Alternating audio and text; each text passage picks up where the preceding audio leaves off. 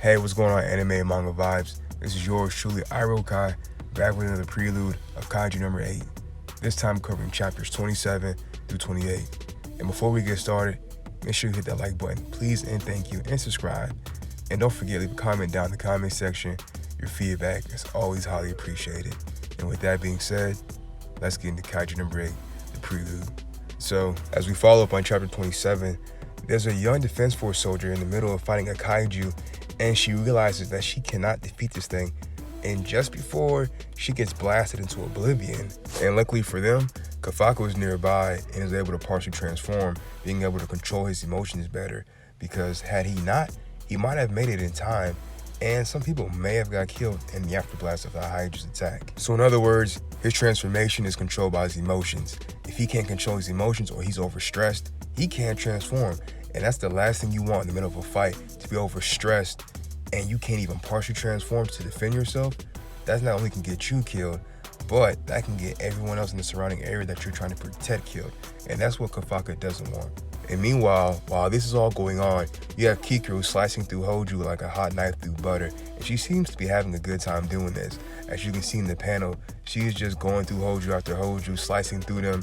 And it kind of shocks Kafka and the others because they didn't expect her to have a new battle axe or even have a weapon of that caliber to be slicing through Hoju like that. So it's pretty much good to see our girl doing good, having a fun time of herself. And while she's there, she lets Kafka know, hey, her and Leno are going to drive with the kaiju. Meanwhile, she needs him to take care of the injured. And he's like, cool, I got that, no problem. And that's when Leno hits him up on the headset and says, hey, remember, don't do anything reckless, bro. You're a general officer now. And it's good to have friends like Leno, because Leno is like Kafka's little homie. He looks up to him. He kind of admires Kafka in a sense, like he looks to him for like guidance and sometimes comedic relief.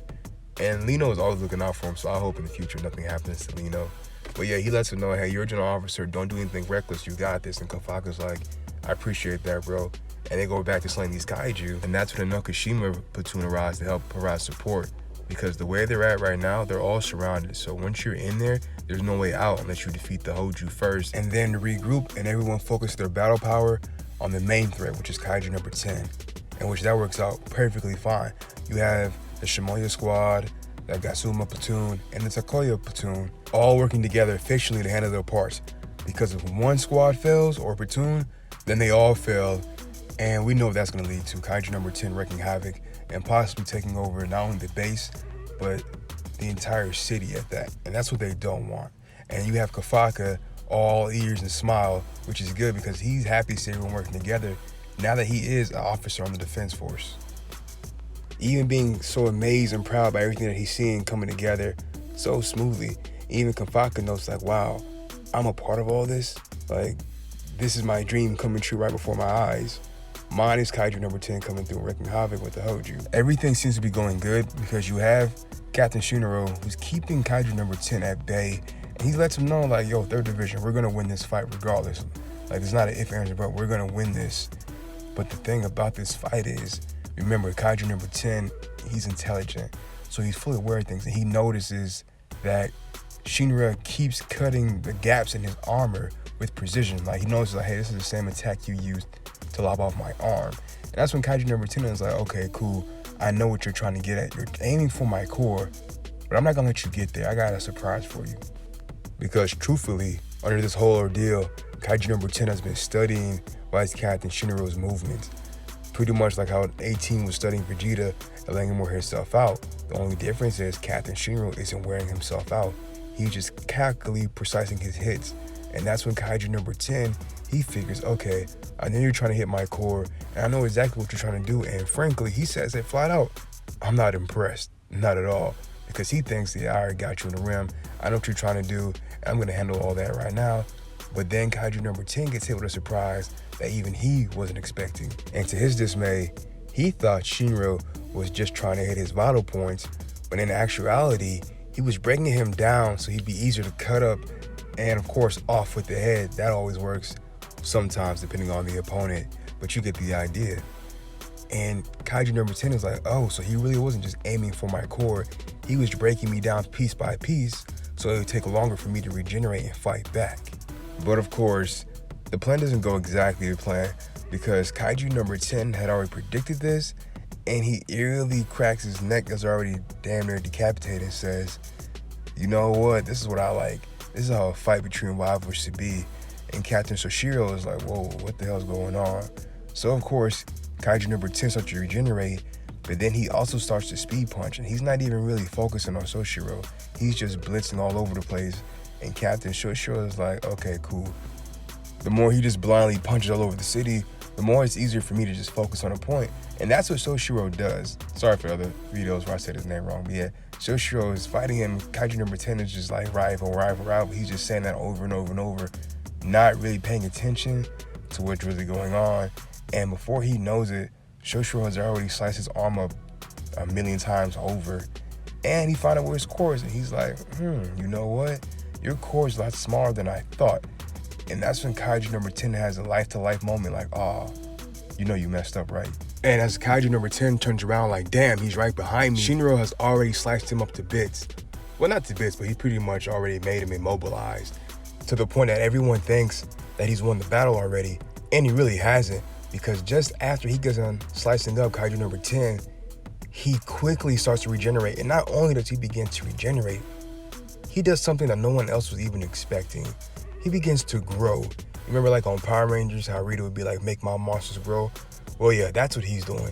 And it doesn't look too good for our guys. And with that being the end of chapter 27, we're jumping to chapter 28, picking up where we left off.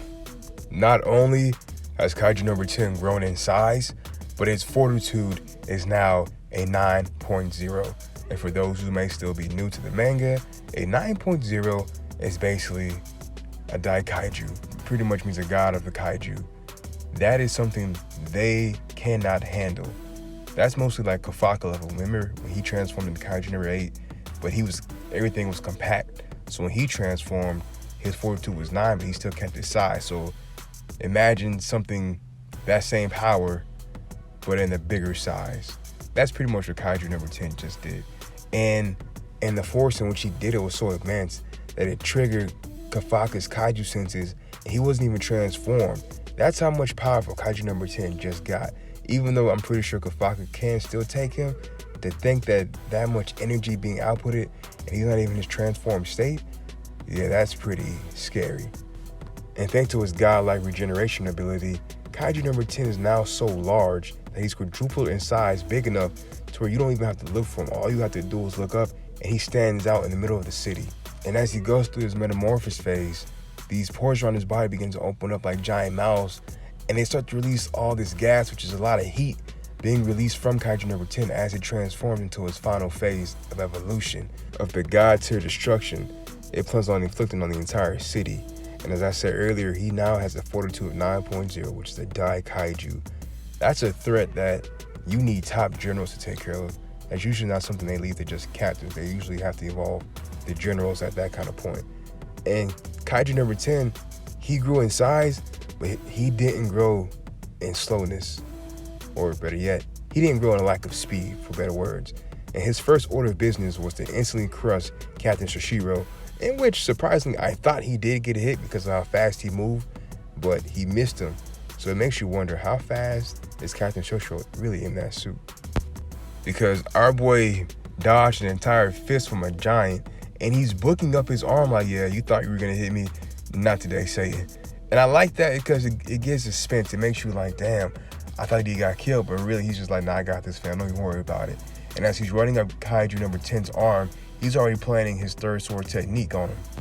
The only issue is Minase and Shoshiro notice that the blade's not cutting all the way through Kaiju number 10. He's making direct hits because Shoshiro, he's that much of a prodigy. He's able to adapt to the size of Kaiju number 10, but because he doesn't have the strength, I'm guessing, he can't cut through all the way.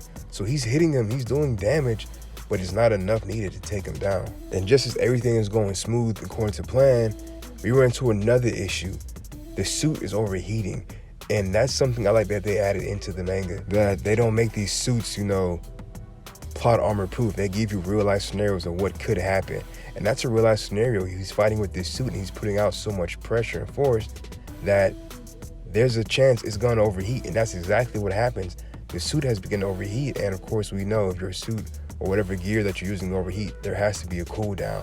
So that's another issue that they've just now ran into, because now it's like, okay, we've made it this far, but now we have this issue. So it's like our hands are tied behind our backs. What do we do? Because Kaiju number 10 is pulling out all the stops. He's not hesitating or second guessing anything. So as the act to show that, Kaiju number 10 begins to call all the Hoju together with, like, I want to say like a sonic type of thing that they do. I don't know. But it tells the Hoju in their own Kaiju language, hey, I need you guys to turn yourselves into bombs. And that's what they pretty much start to do. They start to kamikaze the entire city. And it's like, damn, we already have this issue. And now you have to worry about getting blown up by trying to dodge getting hit. Like, can this get any worse when you think about it? And then, of course, there's always a plot twist. So the Hoju were blowing themselves up, but it wasn't to blow themselves up to hit Shoshiro. Kaiju number 10 already calculated, hey, if I have them blow themselves up and he thinks he's gonna get a counterattack on me, I'll just use that as a smoke screen to flush him out.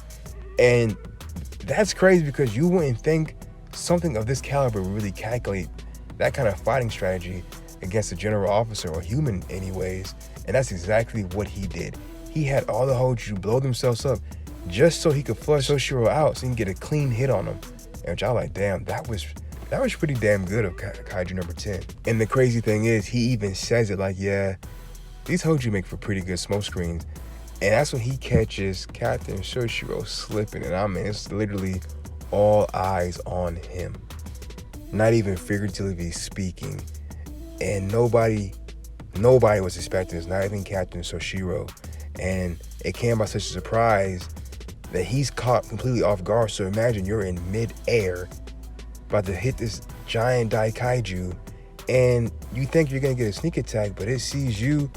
And because he didn't lose any speed when he grew in size, he's a lot faster than he was when he was smaller. He knocks you clean out of the sky with one blow. The expression on Minase's face alone should just tell you how devastating that blow that Kaiju number 10 dealt to Shoshiro was, because it knocked him not only clear across the city, but it caused the seat to reach maximum overheating capacity. And wait till you see what they did to our boy. Like, that blow really did a number on Shoshiro. So now it's up to Kafka to pick up where Shoshiro left off, or at least Kikoru. One of them has to pick up the mantle, because if not, Kaiju number 10 is about to lay waste to this entire city.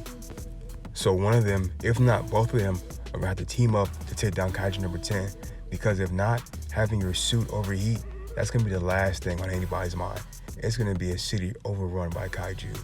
And with that being said, that ends the prelude for chapter 27 and 28. I'm trying to make these videos as short as I can to cover as much as I can, so you're not sitting here too long, you know, because people lose attention. Even I lose attention to things.